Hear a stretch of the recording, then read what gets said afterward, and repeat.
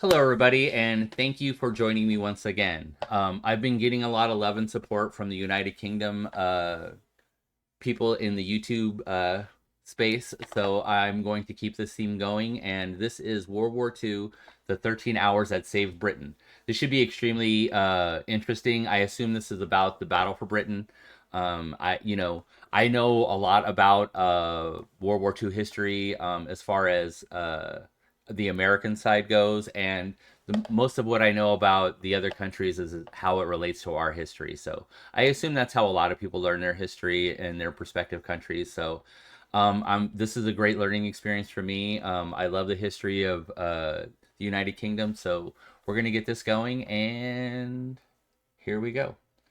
Just so you know, I do take your suggestions, and I appreciate your time. So if you haven't already, please like, comment, and subscribe. I appreciate it. On one day in September 1940, the Battle of Britain reached its decisive moment. Throughout the summer months, Britain's fighter command had fought a desperate battle against the Luftwaffe. As far as the planes were concerned, we'd never seen anything like it. It was just awesome. They were overhead, there were masses of them. They'd only got to come across the water and they were here. Everybody was in the front line. The civilians were in the front line.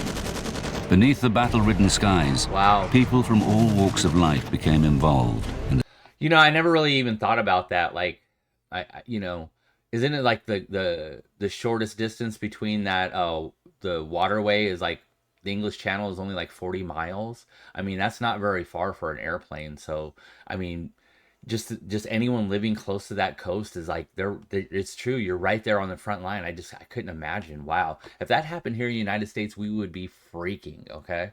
the defense of Britain. Age, situation, or circumstance was no barrier. It was a time that this country was actually welded together with one aim in mind. Wow. To defeat the aggressor. Right. Wow. Each day, Crazy. they faced the grim realities of war. Jeez. Is that real? The next thing he said, I know I was standing on my own, the other man's on the floor, he'd been bombed. To me, as a child, it seemed extraordinarily fun. And then I glanced to the right, and I saw this huge formation of Spitfires and Hurricanes making their way directly towards the formation of the bombers. And it was just unbelievable to see so many aircraft. Never seen so many aircraft. One day of dramatic aerial combat would now decide the fate of the nation. The role of the Luftwaffe during the Battle of Britain was to destroy fighter command, to gain air superiority to enable the invasion to take place, to occupy Britain, or to force us out of the war on Nazi terms. This is the story of that day, the 15th of September 1940, and 13 hours that saved Britain. Wow.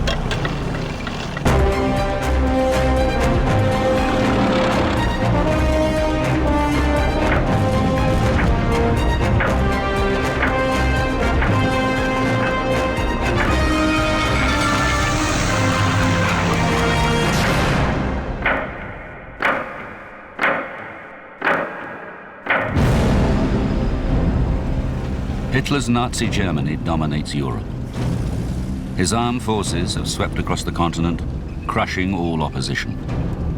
Of his enemies, only Britain remains undefeated. The rest of Europe was either enthralled to Nazi Germany or had been conquered. Poland, Denmark, Norway, France, Belgium, Holland, Luxembourg, these countries had fallen. Wow. So Germany was at the peak of his powers. Right. Hermann They were on a roll. Goering, head of the Luftwaffe, believes that attacks by German Air Force alone can bring Britain to its knees. He has promised the Führer that the Royal Air Force will be swept from the skies. The German Air Force had concentrated on the Royal Air Force, both in the air and on the ground, the fighter airfields.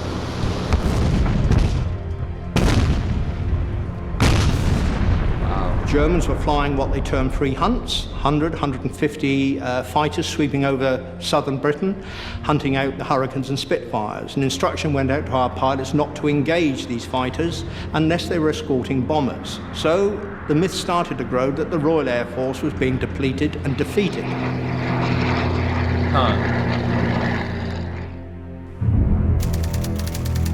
The following events take place between 6:30 a.m. and 7:30 p.m. 13 hours that proved a turning point in the war with Germany.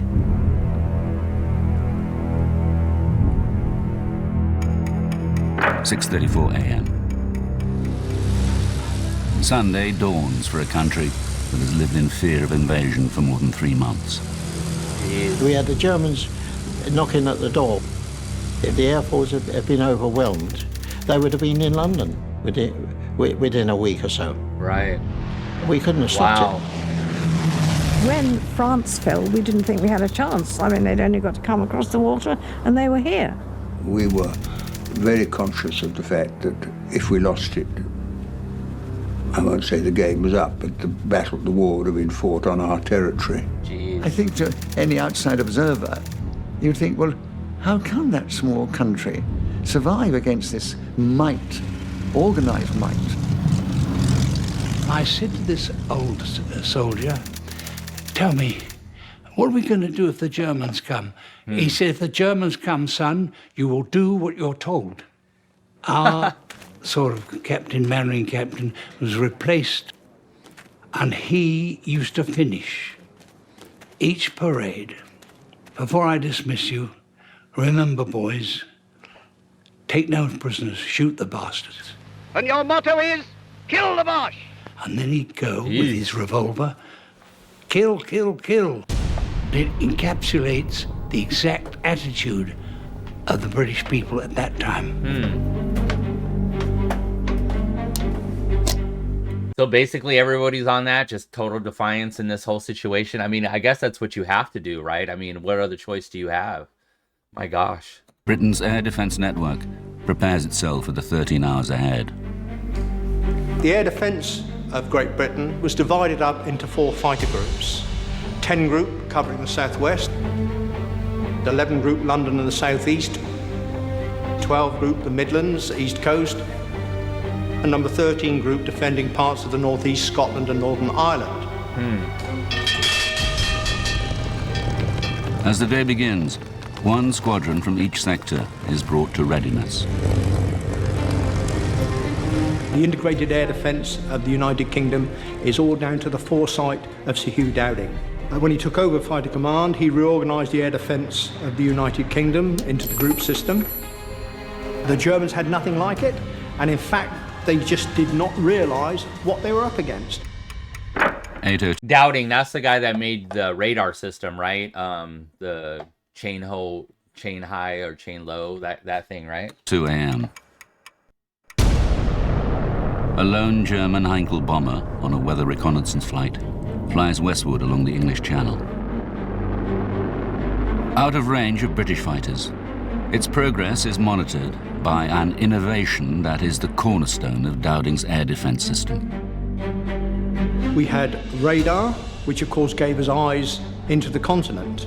So we could see the build-up of aircraft, and we could see the aircraft coming across towards the UK. This would give us time to get the aircraft up off the ground and into position to meet any given threat.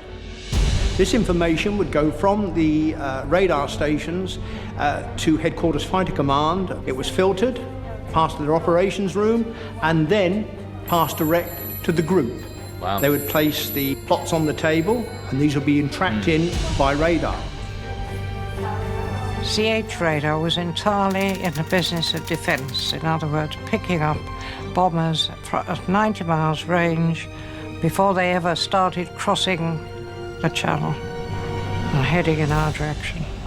They were seen on the screen the moment they got up in the air. Imagine if you didn't have that. I mean, how hard would it be to defend, their constant, raids if you didn't know that they were coming? My gosh.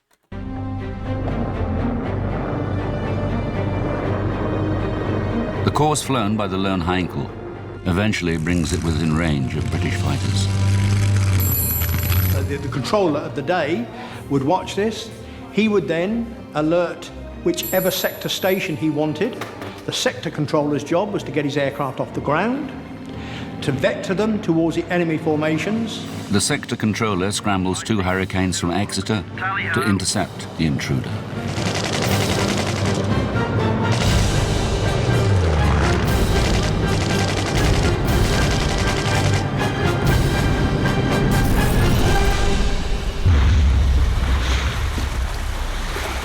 None of its 5-man crew survives.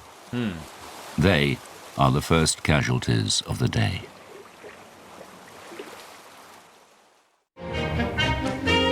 For the people of southeast England, increasingly accustomed to living in the shadow of war, it's a Sunday morning like many others. But it will not be a day of rest for many.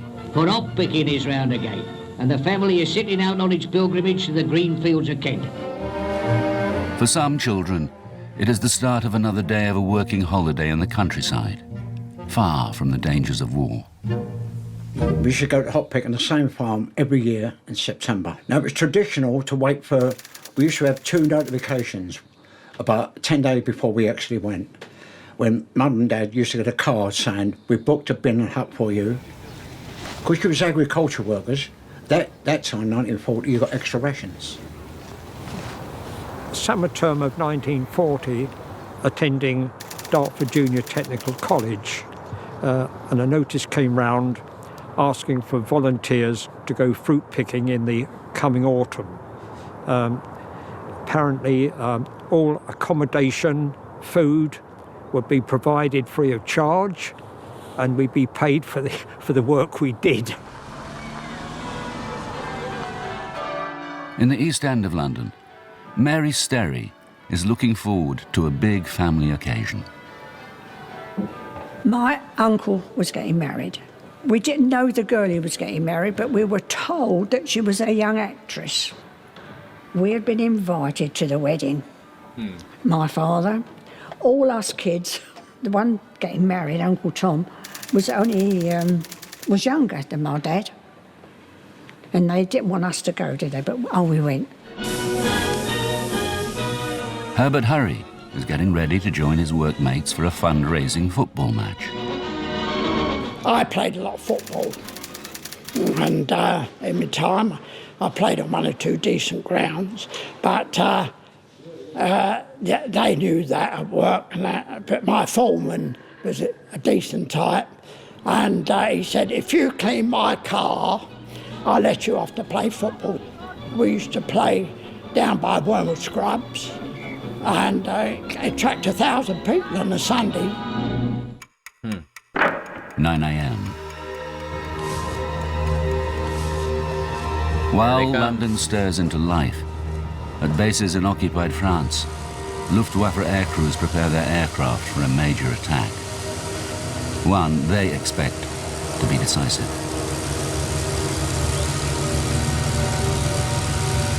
There was a meeting in The Hague in Holland, headed by Hermann Goering. At this meeting, the state of the Royal Air Force, in particular Fighter Command, was discussed. German pilots were going back, claiming maybe they'd shot down 10, 20 Hurricanes and Spitfires, in reality only 5. The Germans believed that the Royal Air Force was now on the verge of defeat, and they mounted 2 major raids. 10:30 a.m. Britain's air defences are on full alert. But now, Air Vice Marshal Keith Park, commander of 11 Group, receives unexpected news. Prime Minister Winston Churchill has chosen today to visit 11 Group's command centre. Oh, wow. In full view of the controller here at Uxbridge, he could see the German forces assembling over the continent before they'd crossed the Channel. Churchill watches markers appear on the table, indicating a build-up of German bomber squadrons making their way to rendezvous points over the French coast.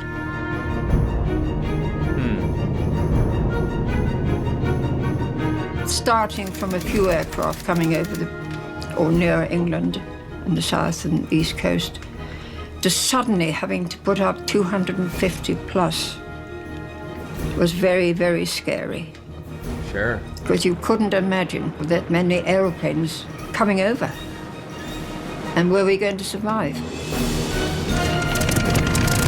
11:05 a.m. 2 squadrons of Spitfires from 11 Group are scrambled from Biggin Hill.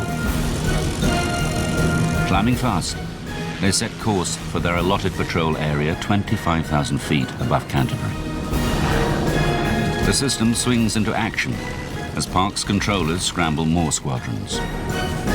Somebody would tell you that there were 200 plus, 100 plus, 50 plus coming over. A raid did build up, like a thunderstorm. This is an absolute fight for your life right here. This is really intense. Holy shit. The Luftwaffe formations, comprising more than 200 aircraft, wheel towards England. Their target, London. Their course will take them over the farms and fields of Kent. Our neighbour said to me, your mother's calling you, Albert. So I think she wanted me to carry something back to the huts. As I walked back to the huts, we heard a heavy drone of aircraft. The weather was fine, clear skies, nice autumn days. And then after that, it all happened. The aircraft of Fighter Command are about to be drawn into a major battle above the Garden of England. The fate of the nation hangs upon its outcome. Wow. 11:36 a.m., 15th of September 1940. Luftwaffe formations cross the English coast at Folkestone. The only opposition they meet is anti-aircraft fire from the ground, reinforcing their belief that the Royal Air Force is on the verge of defeat and London is exposed to attack. Civilians in Kent have a ringside seat for the tumultuous events that had followed. They weren't dropping bombs. They were just flying steadily, not speeding like they do today, just steadily, masses of them, flying inland. Wow. Sitting alone in his garden, Graham Matthews watches almost 200 enemy aircraft cross the skies of Kent.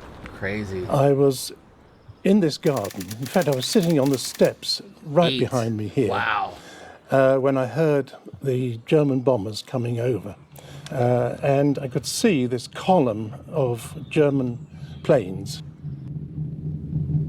They were flying into these big puffs of flak put up by the anti-aircraft guns. Scary, man. Once the enemy aircraft had crossed the coastline, radar was technically redundant. So it was the observer corps, simply by looking through a rangefinder, binoculars, identified the aircraft, height, direction and number, feeding that information back to an observer centre and from that centre simultaneously to the command, sector and to group. Having got your plots, it was then up to the controller to say what he wanted done with them. When there was a battle on, you would plot your plots and you could see the combat kind of coming nearer and nearer.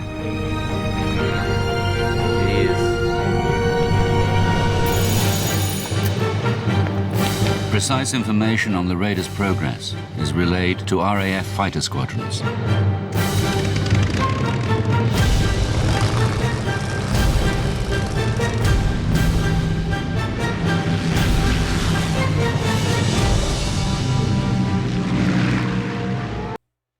Can I just say, the idea of a Spitfire is awesome, really. I like the whole idea of it, seriously. And the fact that they had a special fund and all this other stuff. I mean, you know, I would be extremely worried if I was in this situation, but the idea of a Spitfire was, seriously, that's a motivating freaking plane right there.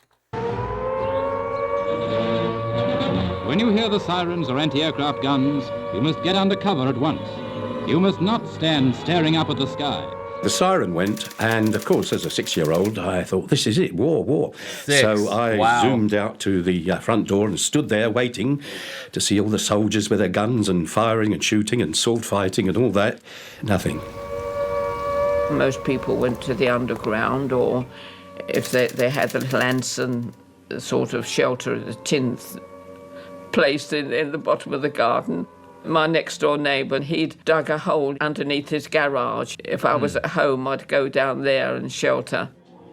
Oh, wow. Above Canterbury, patrolling Spitfires of 92 and 72 squadrons have spotted the enemy formations and dive in to attack. Along with other children, Ray Binks has been sent from London to the safety of rural Kent. But he soon discovered that the front line of the aerial battle now runs through the fields and villages of southern England.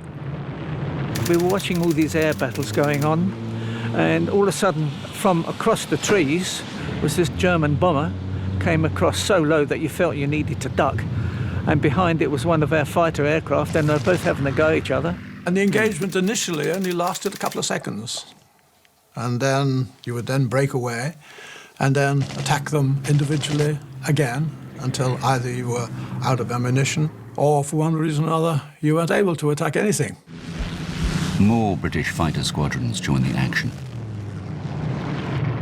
Our boys were coming out of the sky and shooting them up, and they were going up, and there was these vapour trails. You had vapour trails all over the sky.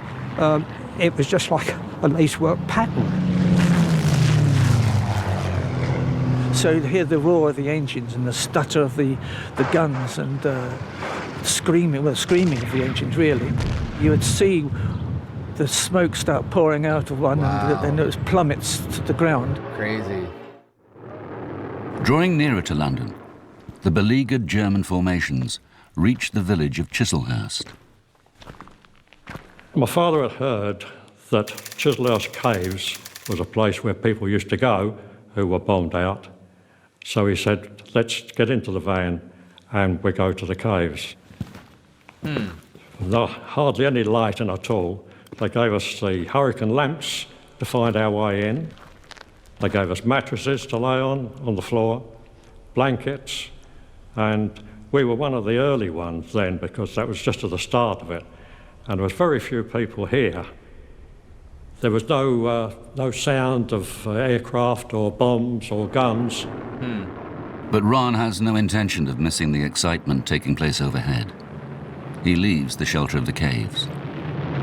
I was more interested in watching what was going on, and I saw this huge formation of Spitfires and Hurricanes, more than I'd seen before. I should say roughly again about 50 or 60 of them, making their way directly towards the formation of the bombers.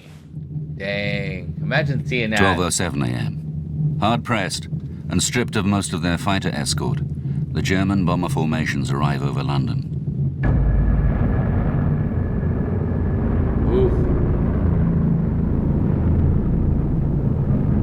They're there to do damage, man. That's got to be scary. You could hear the throbbing of these aircraft. It was pretty eerie, I must say. Right. You could hear it was droning, you know, sort of, and you think, oh my gosh, we're going to be in for it. Twin brothers Geoffrey and Alan Lee Williams are already accomplished plane spotters. We knew all the aircraft before we joined the ATC, because every book we bought was about aircraft recognition. German bombers, and especially the Henkels, they made a very distinctive noise. So you could tell the difference between a German plane and a British plane. 12:08 p.m.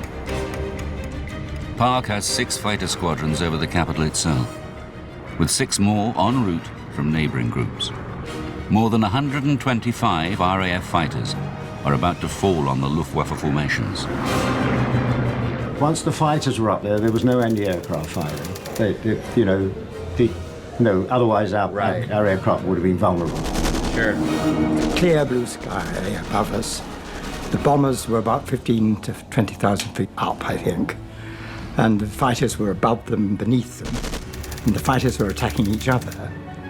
The Hurricanes were attacking the bombers, as far as we could detect. And the Spitfires were attacking the Messerschmitts. There was this chap that I attacked, and I remember being very close to it. And I remember also it splattering bits and pieces. It's rather like hitting water with the back of a spoon. You know, you see things fly off in all directions.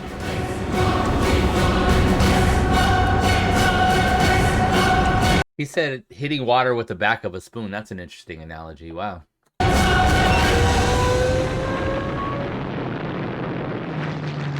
High over London, 5 squadrons from 12 Group now into the fray. there were that many RAF fighters in the sky, technically they were getting in each other's way. Right. You got yourself tangled up with these things with black swastikas and crosses on them and things. Occasionally, you would find you were mixed up in a dogfight and a Spitfire would whiz past and you'd think, there's somebody else here as well, a friend. But otherwise you didn't see them. You lost contact with all your own aircraft after all. 1 minute the sky was a tangled mass of whirling aircraft and you fastened onto one and went off in one direction. And by the time you'd finished with that, you looked round, there was nobody to be seen anywhere. Right. Looking up, I couldn't tell which was which. I mean, to me, they looked like giant moths playing You're It. But I couldn't tell which was ours and which was theirs. For the German airman, as he crossed over, believing that the Royal Air Force was defeated, to be confronted by another 50 to 60 Hurricanes and Spitfires, you can imagine how their morale felt. Right. They a probably lot of panicked. the bombers, once they got to London, they quickly turned round, and as they flew back, they got rid of the bombs. Oh, wow. I see. I don't remember hearing a noise at all. I think the bomb was so close that we didn't hear the noise, but we felt the blast. And we were picked up and thrown into the wool shop. Wow. And, of course, the blast had reached the window and blown it in before it blew us through a fraction of a second between the two events, thank God, because if we'd actually gone through the glass, I think it might well have killed us. Jeez. And then, as I was about to deliver another attack on the same aeroplanes, the crew began to bail out. And I was immediately behind it, and I remember seeing things I didn't really recognize to start with until they flew past the top of my cockpit, and I realized they were arms and legs. The German aircraft was shot down just over our area, and the pilot parachuted into the grounds of the old Bedlam lunatic asylum, which is now the Imperial War Museum. What do you do? He was immediately surrounded by as many people as you can name, all very, very angry, of course. Right. 12:11 p.m. The German formations turn away from London and head back towards the English Channel, harried all the way by Spitfires and Hurricanes. 2 of the bomber pilots decided it was time to go home. They didn't fancy, they'd never seen so many Spitfires and Hurricanes together in one time. Right. So they took a turn. Fucking they awesome. broke off from the right side of the formation, which brought the 2 of them towards me. As they were coming over, they thought they'd get a bit more speed, so they started to jettison their bombs. One of the bombs came down quite near me, but being young and energetic and quite fit, I was able to run. I felt the blast of the bomb, but I ran, I managed to keep my feet. I ran into the caves. Wow. Well, when the German formation started its retreat from London, RAF fighters were concentrating on trying to bring the aircraft down. The German commander of that formation, Alois Lindmayr, kept his formation together as tightly as possible, knowing that if it was split up, individual aircraft would be doomed. And he beat a brilliant tactical retreat. He managed to get most of his formation back across the channel. Jeez.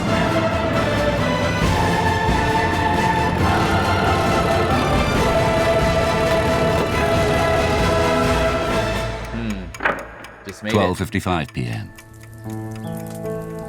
All clear sounds over London and the southeast. When we came out, we saw that our house and business, which was a Futures and greengrocers belonging to my father, was completely ruined. Everything was smashed to smithereens, and nothing left at all. I had a friend at school, and we decided that we'd meet up at the weekend, and I would cycle over to his house. When I got to the cottage, there was just a heap of rubble. There was the house gone. I leapt up and opened my window, and sure enough, there in the gutter was a big, plump chicken. I shouted to my little tiny brother at the time, "We're going to have chicken tonight, Dave." It turned out that what our dead chicken was there was a very plump lady who was in the houses down the road. Oh, wow. And it was that much of her arm that had got blown and onto our roof. Ooh. That was suddenly a little boy growing up very quickly and thinking war is not much fun. Wow, imagine seeing that at that age. Holy crap, man. You know, thinking about this, it occurs to me like, you know, seeing that whole aerial combat and stuff like that, there'll never be anything, you'll never see anything like that again. I think that's why we study World War II so much, because it was like right where, you know, we were, you know, building this new technology with some of this stuff.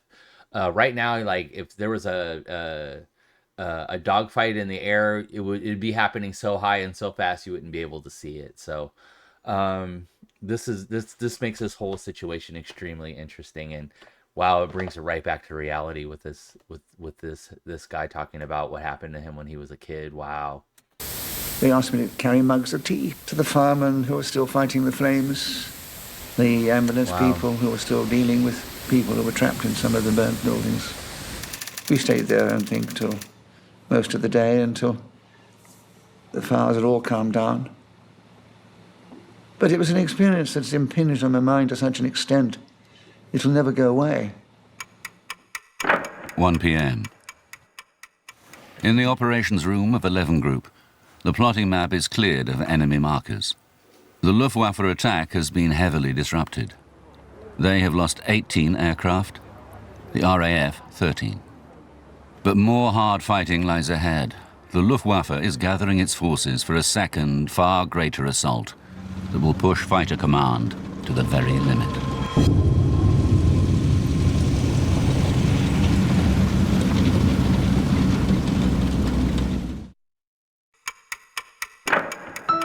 (1:05 p.m., 15th of September 1940.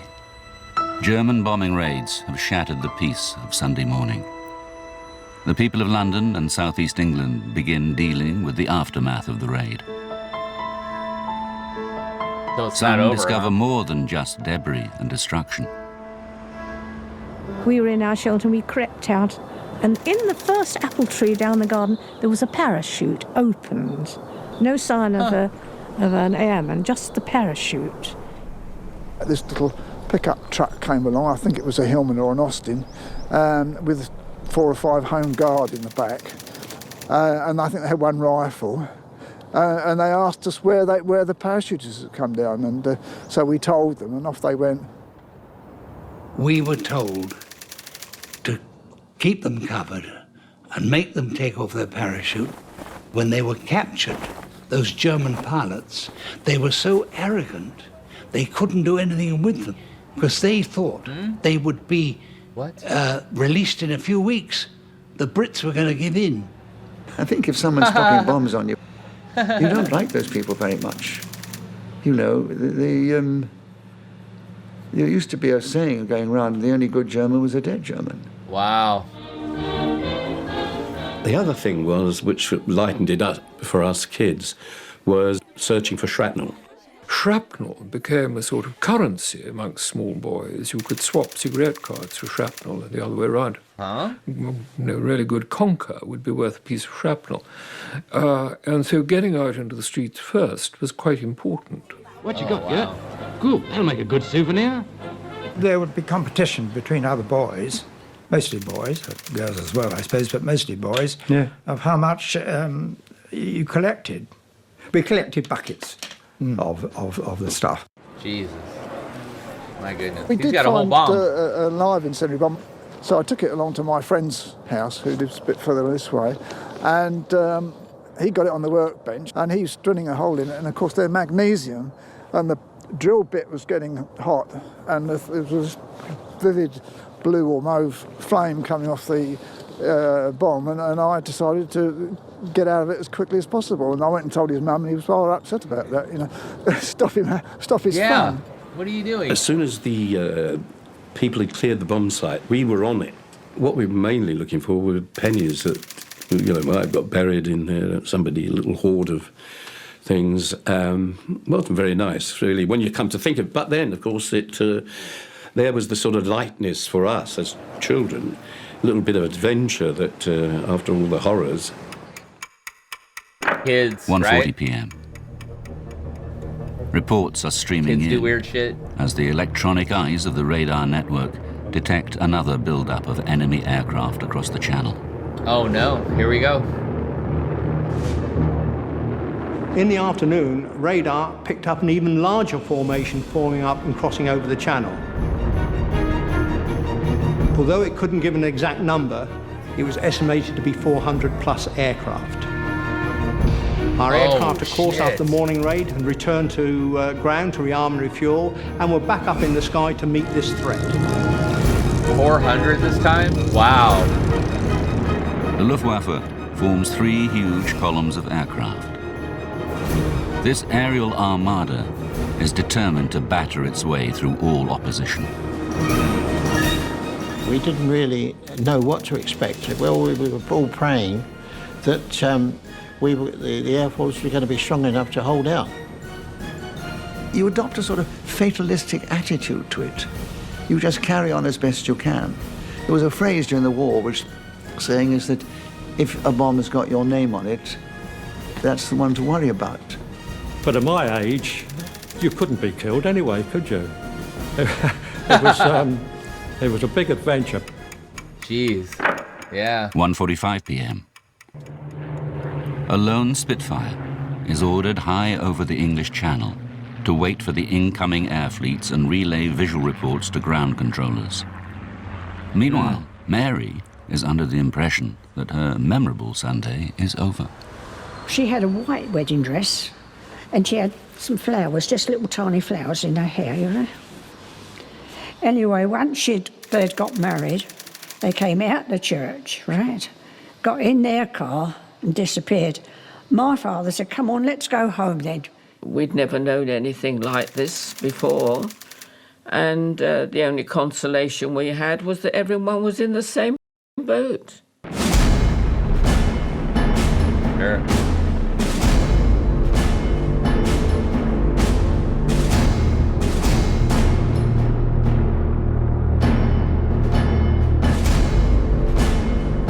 "26,000 feet above the English coast, the lone, forward patrolling Spitfire spots the incoming German formations. 5 minutes later, more than 450 enemy aircraft begin to cross the English coast.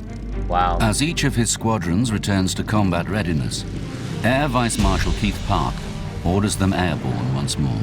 And again, he requests help from neighboring groups. Okay, Chuck, scramble.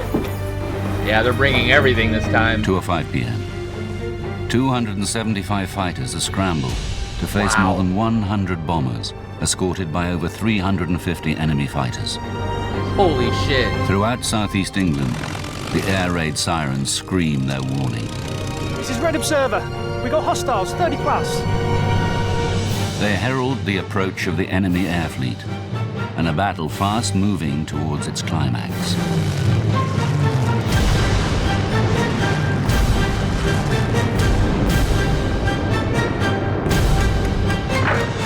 .14 p.m.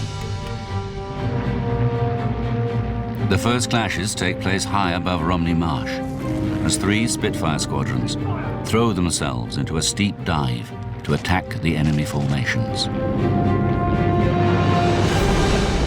I saw all these hundreds of Germans coming in, and we went in as a squadron to attack the bombers. So I went in at this height. They were in close formation, and the gunner never fired back at me, and I always thought that somebody had been at him first. But anyway, I got an engine blazing.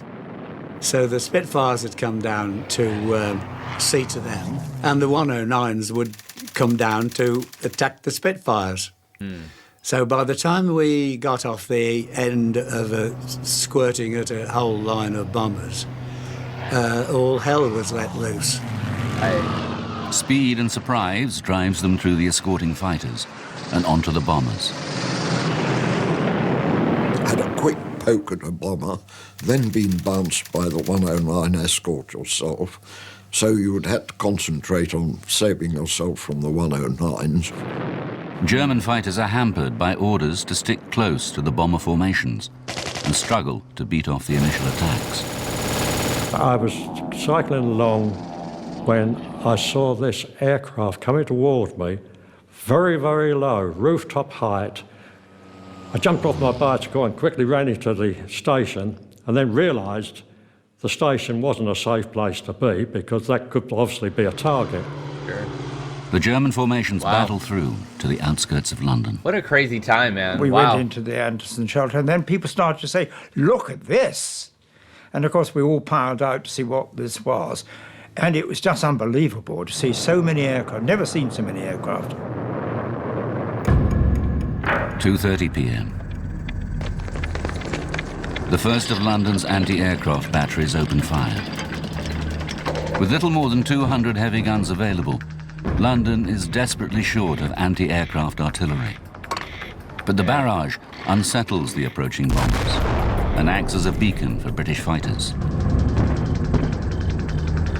The first thing we'd see is the cloud of anti-aircraft fire. We seldom saw aircraft in the air because you could pass 500 aeroplanes flying in the opposite direction 2 miles away and not see a thing. All we used to see were the anti-aircraft shells bursting, and we would fly towards them, and then in the middle of those, of course, would be the bombers. Huh. In fact, we used to say that the only useful thing that the anti-aircraft did was to provide the puffs in the air, which enabled us to see the bombers. My chum came in, all his clothes had little holes in it, and it was shrapnel from the big guns from the parks, you know, and all the shrapnel had gone through him, burnt holes all over his suit. Stretching out over town and countryside, 60 miles back to the English coastline, the sky is dotted with twisting, turning aircraft and streaks of vapour and smoke. What you can remember is them coming down in smoke and screaming and that sort of thing, sparring down with a column of smoke and hit them when they hit the ground. 2:33 p.m. The command system is becoming overloaded, with reports of squadrons engaging and dogfights underway. Yeah, how the do you situation keep track of boards all that? and the plotters' activity tell a story of total commitment. One would have the impression that during a battle, the operations room would be calm, controlled, and orderly. According to one of the ladies that worked here, when aircraft were up, it was chaotic and extremely noisy. Churchill observes the crowded plotting table, sensing that the action is approaching a climax. He looks for signs of squadrons being held in reserve. He asked Park, how many reserves do we have left? The answer was none. Everything was committed for the afternoon raid. Park, later described as a man who could have lost the war in an afternoon, has sent every available squadron into action. The decisive hour has arrived. Yeah, do or die right now. Wow. 2:45 p.m., 15th of September 1940. The battle rages over southeast England. Every available RAF fighter squadron is airborne and committed. British pilots are pushing themselves to the very limit. But inevitably, bombs begin to fall on the capital. By the time they arrived over the city, London was covered in cloud. They could not see their target, so they just threw their bombs out indiscriminately. Well, that's a bit of luck, right, that they couldn't see. Not that it would matter much anyway. From what I understand, they're not very accurate. All of a sudden, there was this tremendous thump, and the house shook. And I heard a bomb drop quite close, and then another one much closer. And I remember thinking to myself, I hope there's not a third. But there was. All the lights went out. It was pitch dark. All the dirt and dust came up from the floor. Everyone was choking. But fortunately, we were alive. Right. Wow. Right Scary. next door to us was the pickle factory. Well, that got hit, and there was pickles flying everywhere. Pickle juice there were everywhere. Bottles bursting and everywhere, because everyone owned the bikes, you know. There was pickles flying everywhere. Holy shit. Bombs dropped, and they dropped with a hell of a bang, and windows got blown in, and roofs got blown off. Dang. And very strange things happened to houses. You'd get them sliced right through, and there'd be a gap. And you'd see all the wallpaper of all the rooms of that house that was still standing. But these were the ghosts of the house that had gone. I remember coming out of the church and realising that we was being bombed. Or my dad said, undercover, undercover. There were so many bombs falling then, and they were falling down, believe me. Because the bombs was falling down, we was running here, there and everywhere, trying to get out of the way. We went into the shelter, except my brother wanted to go home with his wife and the baby. The bomb came down at the front of the shelter and pushed him down on top of his wife and the baby, so they were saved, but he was gone. And that was the last time I see him. Oh, no. During the war, people got killed. But you never looked at it from that point of view. I suppose the fighter pilots were the same, really. They just glad they shot someone down. It was either them or us.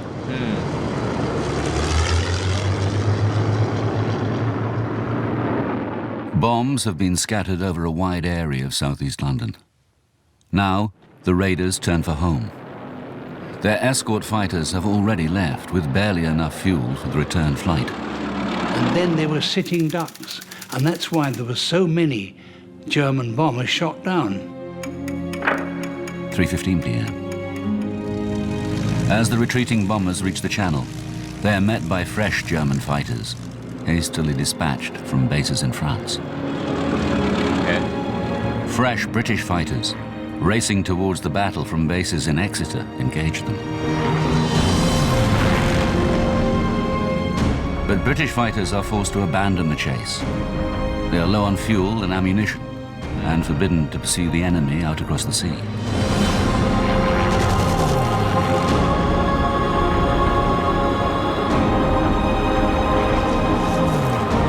With ominous clouds piling in the skies, the threat of further aerial action recedes, much to the relief of all who have fought and lived through this day. Wow, what an amazing day.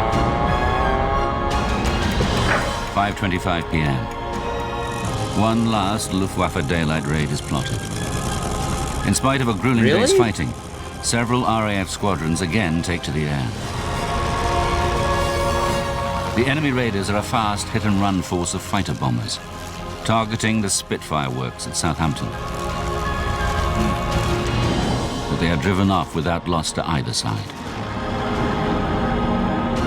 For Fighter Command, it is their last major action of the day. Wow.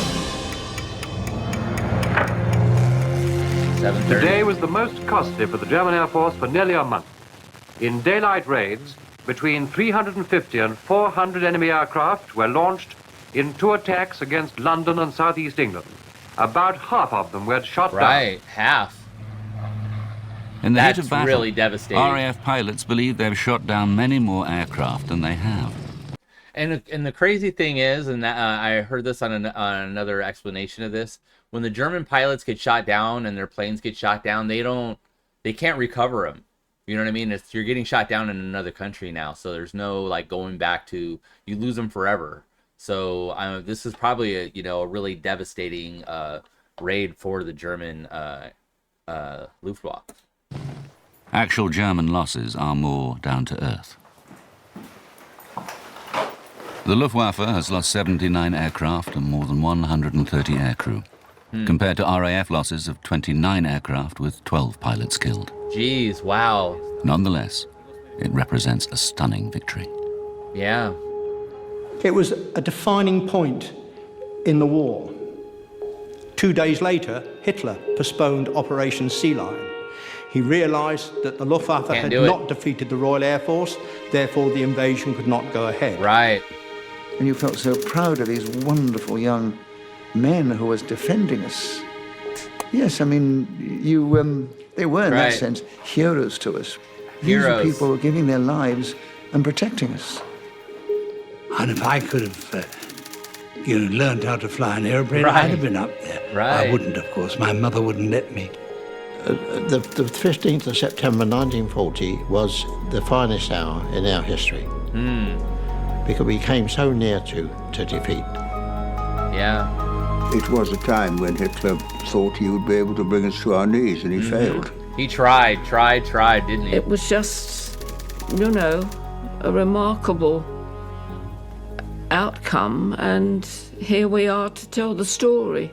Wow. When we were at an air raid shelter, when an RAF pilot came in, and people stood up. Yes, oh yes. And applauded him. Yes. Yeah, I would He was only a too. young Shit. chap, Can you imagine? but he had his, wings. He was waiting, I think, to do great things. But he looked so young, but everyone stood grateful up would you that be? shelter. And Yeah. rather like a theatre performance, they applauded him. Right. Awesome. The fighter squadrons, a highly organized defense system, and the national spirit of resilience have taught the Nazi regime an abrupt lesson.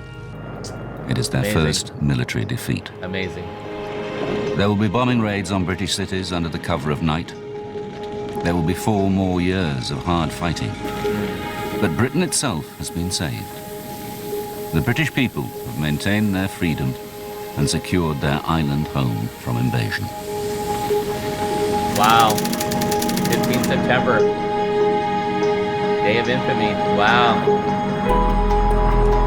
Wow, guys. I'll go ahead and let the credits play while I talk. What an amazing story. I appreciate your time for learning about this with me. We're going to continue down this rabbit hole. Again, like, comment, and subscribe. I appreciate your time.